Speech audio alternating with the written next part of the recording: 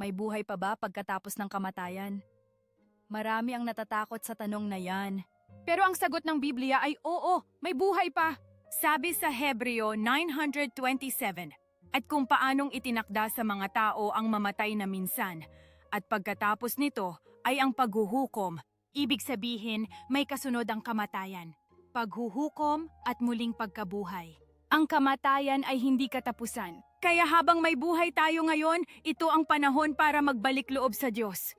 Ito'y pagsisimula ng walang hanggang kapalaran, sa langit o sa kaparusahan. Sabi sa Juan 5:28-29.